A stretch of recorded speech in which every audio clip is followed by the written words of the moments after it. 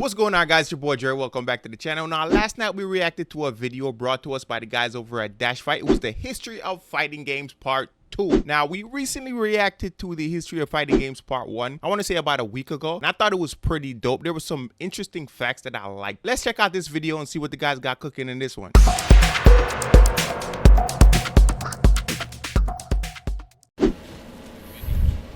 Welcome to part 2 of our video series about the history of fighting games. In this part, we'll enter the so-called golden age of fighting games, an era when the genre expanded beyond what anyone could have imagined. In just a few years, the 90s gave us more fighting games than the last 2 decades before. What game is that? As we mentioned in the last episode, the 80s was a formative decade for fighting games. Karate Champ brought the appeal of PvP combat to wider audiences. Yi Are Kung Fu gave us an early taste of the classic arcade mode experience. Finally, there was the original Street Fighter, which introduced special moves and invented a control scheme that Capcom still uses to this day, 35 years later. The year 1990, in particular, was just the calm before the storm. I think we finna get into Street Fighter 2 territory. In February of 1991, when Capcom released Street Fighter 2.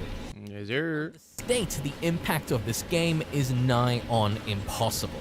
You could say it changed the world, and it still wouldn't be too crazy of an exaggeration. Facts. The overwhelming success of Street Fighter 2 revitalized the arcade business.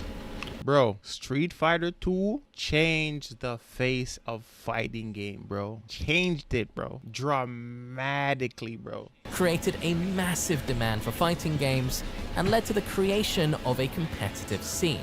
What did it take to achieve that? A unique experience that no other video game had offered before.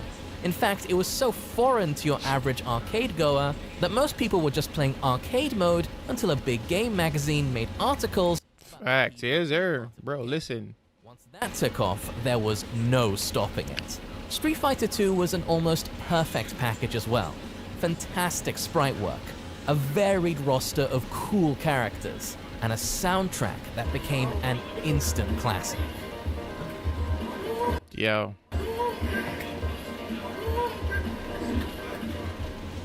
The gameplay was all.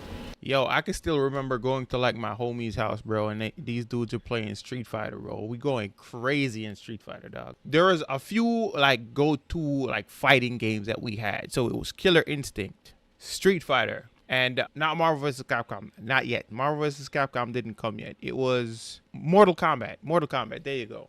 So those 3 games, we went crazy on those games, bro. Infinitely more refined than in the original game, both by design and partly by accident, as was the case with the combo system. Oh snap, yes, that's it too. Power Rangers, that was crazy. Together, they decided to just leave it in, since it was both technical and fun to do. You have to keep in mind that this game came out over 30 years ago. New editions of Street Fighter 2. Samurai Showdown. The game would get even better visuals, more yeah, bro, Samurai Showdown was a shit too. And super moves. You know it's actually on sale right now? Weren't idle. The latest one. Creating bootleg editions of their own. The most famous of them is Rainbow Edition, an insane rendition of Street Fighter 2 that cranked everything up to 11. What? Got homing sonic booms. Shot what? The whole screen with fire. I never knew that one. I don't know this one. That's crazy. Did this come out in the West? Special moves were doable in the air, and it all moved so much faster. As chaotic as it was, Rainbow Edition was so popular that it influenced Capcom to speed up Street Fighter 2 with the Turbo Edition.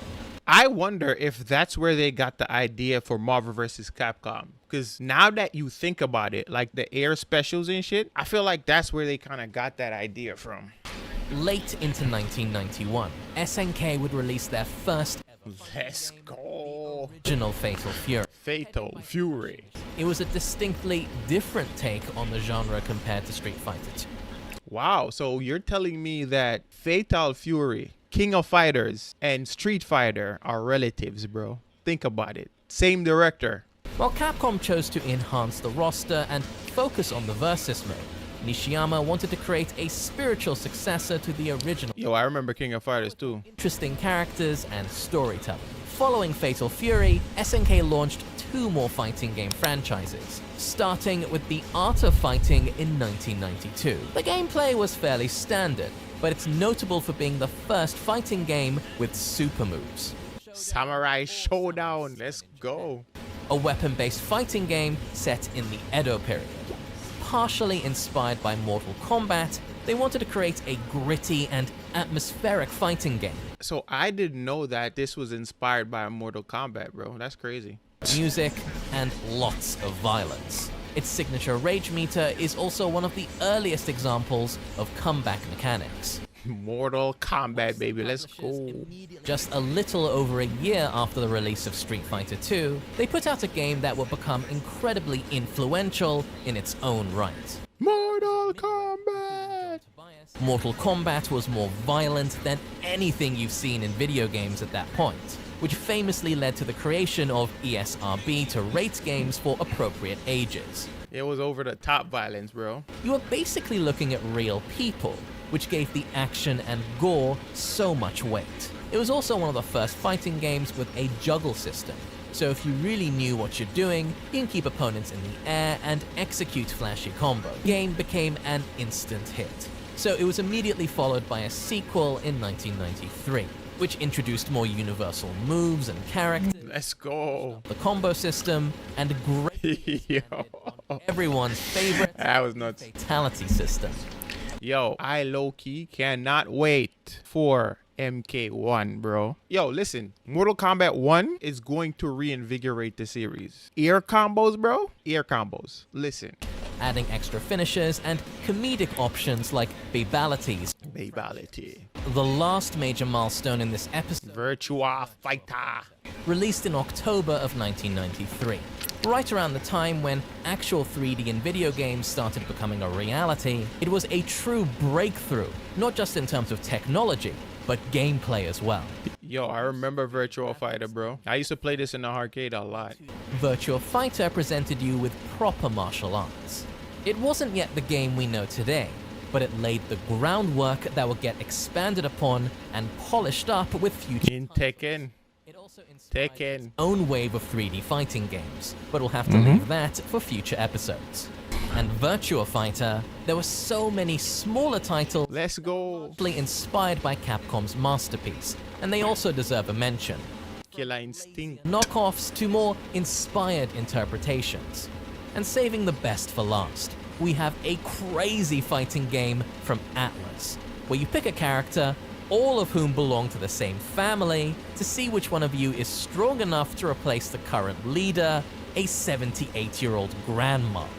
What the hell? Instinct came out in late 1993 and threw in some fresh ideas into the pot, like breakable walls, double jumps, and a completely random karaoke mode. Even though the game had many of your standard archetypes, you also have cool, Go easy, grandma. like the infamous grandma that can transform into her younger self.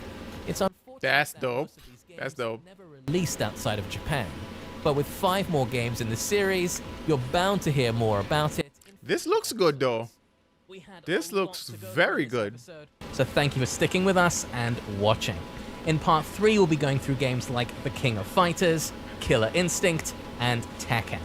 Until next time, this has been Arya from That Blasted Salami, wishing you an excellent day.